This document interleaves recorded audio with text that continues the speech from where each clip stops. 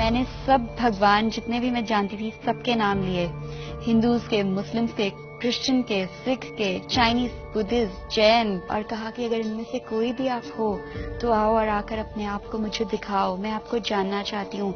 No matter what I will follow you. ऐसा पहली बार नहीं है कि वंदना कोई जवाब पाने के लिए बेताब है। वो सदा से ही सत्य को तलाशती रही हैं। मैं बचपन से एक धार्मिक प्रवृत्ति की थी और हमें हमेशा यही शिक्षा दी गई कि अच्छे काम करना है, किसी का दिल नहीं दुखाना, सबके साथ प्यार से बात करना है। पर अंदर से एक आवाज आती थी कि कुछ और है, कुछ और भी है, there is something more to life, there is something more to it. और मेरे अंदर एक सच को जानने की इच्छा थी कि वो सच क्या है। वंदना सभी धार्मिक अनुष्ठानों का पालन किया करती थी और अमूमन अनेक पवित्र स्थानों पर भी जाया करती थी, लेकिन फिर भी वो असंतुष्ट ही रहती थी। मैं शीशे के आगे खड़े होकर सवाल पूछती थी कि what is this girl all about, what is my purpose in life, मेरा इस जीवन में मेरा क्या महत्व है, मैं किस लिए बनाई गई हूँ, क्या करूंगी मैं इस जीवन से, मरने के बाद क्या होगा। रात को जब घर में हर कोई सो जाता था तो वंदना अपने सृजनकर्ता को गुहार लगाया करती थी। तो जब मेरे घर में सब सो जाते थे तो रात को 12-1 बजे के टाइम पर मैं मंदिर में जाकर बैठ जाती थी और वहाँ बहुत से तस्वीरें होती थी, बहुत से देवी देवता होते थे जिनको मैं पूजा करती थी और मैं बोलती थी कि आज आप मुझसे मिलें प्रभु, आज आप मुझसे मिलें परमेश्वर, अपने दर्शन दें मुझे, आए मेरे सपने में आए। लेकिन उनके मन में खालीपन बना ही रहता था। हर इंसान के अंदर एक ऐसा दर्द होता है कि वो अपने क्रिएटर को जानना चाहता है, पहचानना चाहता है। I always use to question that there can never be a different god for a different country, there has to be one supreme power. Even though लोग बोलते थे रास्ते कई हैं, रास्ते कई कैसे हो सकते हैं, रास्ता एक ही होना चाहिए, और क्यों है रास्ते कई।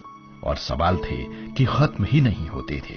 मेरे जीवन का पर्पस क्या है, मुझे इस लाइफ में क्या करना है, मैं क्यों आई हूँ इस दुनिया में। Definitely there has to be something. When I used to ask questions that god I don't know you because there are so many gods and goddesses that I know about. साल गुजरते गए लेकिन वंदना को अपने किसी भी सवाल का जवाब नहीं मिला, बल्कि उनका भ्रम बढ़ता ही गया। I was battling inside my heart, I was going through a struggle. मैं क्वेश्चन पूछ रही थी लाइफ के बारे में, जीवन के बारे में। भगवान कौन है, परमेश्वर कौन है, वो प्रभु कौन है।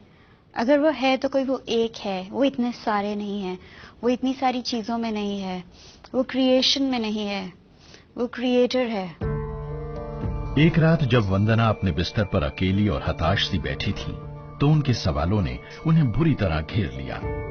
असली भगवान कौन है, that God come and reveal yourself to me, कि आप आएं और आकर मुझे अपने आप को दिखाएं, मैं आपको जानना चाहती हूँ, मैं आपको देखना चाहती हूँ।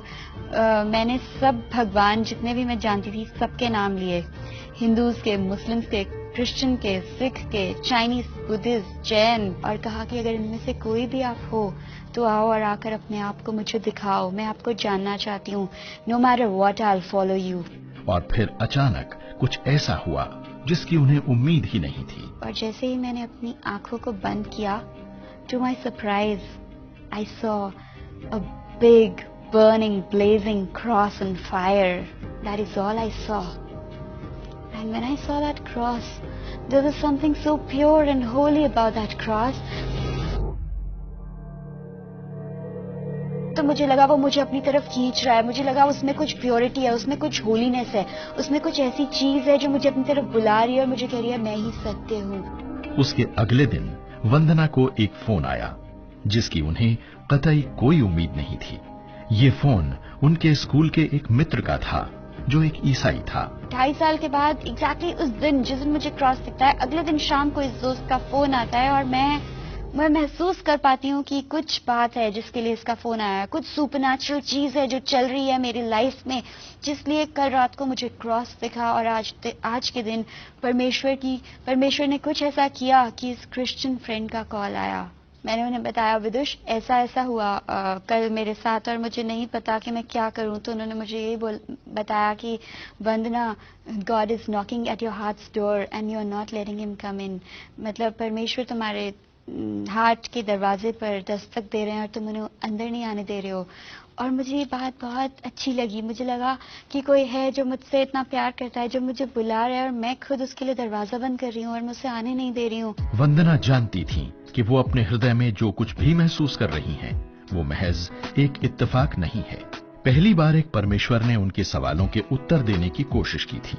अब उन्हें इस परमेश्वर के बारे में और जानने की इच्छा हुई और उन्होंने बाइबल पढ़नी शुरू कर दी। और मुझे ऐसा लगा कि ये बुक किधर थी, इतने सालों से ये कहाँ खोई हुई थी, क्योंकि इसमें इतनी सच्चाई थी कि जहाँ मुझे जरूरत है, ये बिल्कुल उसी जरूरत की घड़ी में मुझसे वही बातें कर रही है। आज वंदना कॉर्पोरेट सेक्टर में एक कामयाब करियर रखती हैं और जिस खूबसूरत सत्य को उन्होंने खोजा है, उसे अपने आसपास के लोगों के साथ बांटने का कोई भी अवसर गंवाती नहीं है। मेरी यही कोशिश होती है कि जो चीज मुझे दी है परमेश्वर ने, वो मैं दूसरों को दूं, क्योंकि मेरे पास कुछ सुंदर है, कुछ इतना अच्छा है जो मुझे हमेशा खुश रखता है। परमेश्वर ने हमें ऐसा कोई जीवन प्रॉमिस नहीं किया कि हमारी लाइफ में प्रॉब्लम्स नहीं आएंगे। प्रॉब्लम्स सबके जीवन में आते हैं, पर एक ऐसा जीवन है कि हम उसको बोल्डली फेस कर पाते हैं, हैंडल कर पाते हैं एवरी सिचुएशन। हम उसको गॉड की स्ट्रेंथ से और उसकी ग्रेस से फेस कर पाते हैं।